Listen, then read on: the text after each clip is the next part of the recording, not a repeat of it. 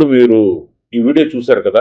తెలిసినోళ్ళు చాలా మంది ఈ వీడియో వీడియో అని చెప్పేయగలరు. కారణం ఏంటంటే వాళ్ళిద్దరూ కలిపి చాలా సినిమాలు చేసినప్పటికి కూడా ఇటువంటి సన్నివేశాలు మనం ఆళ్ళ సినిమాలో చూడలేదు. అది ఖచ్చితంగా చెప్పగలం. ఇటువంటి వీడియోలు ఇంకా క్లారిటీగా, ఇంకా ఖచ్చితంగా మనిషిని పోలినట్టే 90-100% కూడా వచ్చే విధంగా తయారవుతున్న సంగతి మనందరికీ తెలుసు.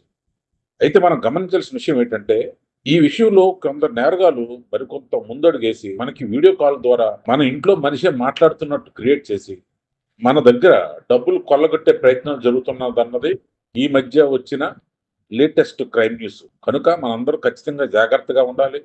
ఎంత అవసరమో మనిషి జీవితంలో, ఎన్ని మార్పులు తెస్తుందో మనిషి జీవితంలోకి, అన్ని బాధలు కూడా కలుగజేస్తుంది.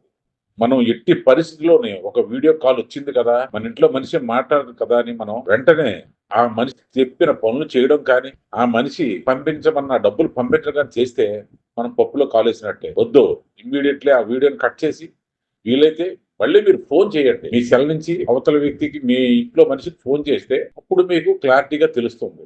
కనుక ఎట్టి పరిస్థితిలోని మనం ఈ వీడియోలకి మోసపోకూడదు. ఈ వీడియోలు ఉపయోగించుకోండి. ఒకటా రెండా అనేక దారుణాలు ముందు ముందు చూడబోతున్నాం. తస్మాత్ జాగ్రత్త. అన్నది మనిషి జీవితానికి మేలే కాదు, చాలా చాలా కీడు కూడా. కనుక మనందరం చాలా అలర్ట్ గా ఉండాల్సిన సమయం ఆసన్నమైంది. కొద్ది రోజుల తర్వాత మనం పూర్తిగా నిడివి ఉన్న డైరెక్ట్ మనకు నచ్చిన హీరో తోటి, ఉదాహరణకి సీనియర్ ఎన్టీఆర్ గారు డైరెక్ట్ గా సినిమా చేస్తే ఎలా ఉంటుందో కూడా మనం చూస్తామేమో అనిపిస్తుంది. అది ఎంతో దూరం పట్టదు. మొన్ననే మనం నరసింహ సినిమా చూసాం, కన్నడ డబ్బింగ్ సినిమా. అది ఎంత పెద్ద హిట్ అయిందో. అది ఇంకా అయినప్పటికీ ఒక మనిషి ఆకారంలో పెట్టకుండా కార్టూన్ లాగే తీశారు. కానీ డైరెక్ట్ తో మనిషిని పోలినట్టు చూస్తే చనిపోయిన ఎన్టీఆర్ గారు, స్వర్గస్థులైన ఎన్టీఆర్ గారిని, నాగేశ్వరరావు గారితో కానీ, కృష్ణ గారితో గట్టిగా సినిమాలు మనం చూసే రోజులు అతి త్వరలో ఉంటాయి. ఖచ్చితంగా మనం చూస్తాం. దానిలో ఏమాత్రం డౌట్ లేదు.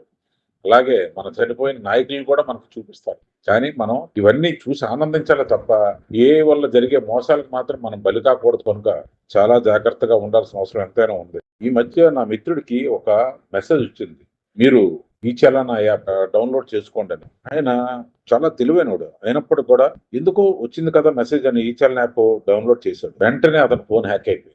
టెక్నాలజీ పెరుగుతున్న కొద్దీ ఎన్నో మోసాలకి తావిస్తున్నట్టు అవుతుంది. ఈ విషయంలో మనందరం చాలా జాగ్రత్తగా ఉండాలి. ఇదే కాదు, చాలా విషయాల్లోనే మనం ఈ మధ్యకాలంలో ఉన్నాం. బ్యాంకుల నుంచి మనకు ఓటీపీలు పంపించమంటారు. ఇలాంటి దిక్కుమాలిన చర్యలకు పాల్పడుతున్న దుర్మార్గులు మాత్రం ఎంత చర్య తీసుకున్నా తక్కువ అవుతుంది. ఆ విశ్లేషణ మీకు నచ్చినట్టయితే లైక్ చేయండి, షేర్ చేయండి, సబ్స్క్రైబ్ చేయండి. My media me Janardhan.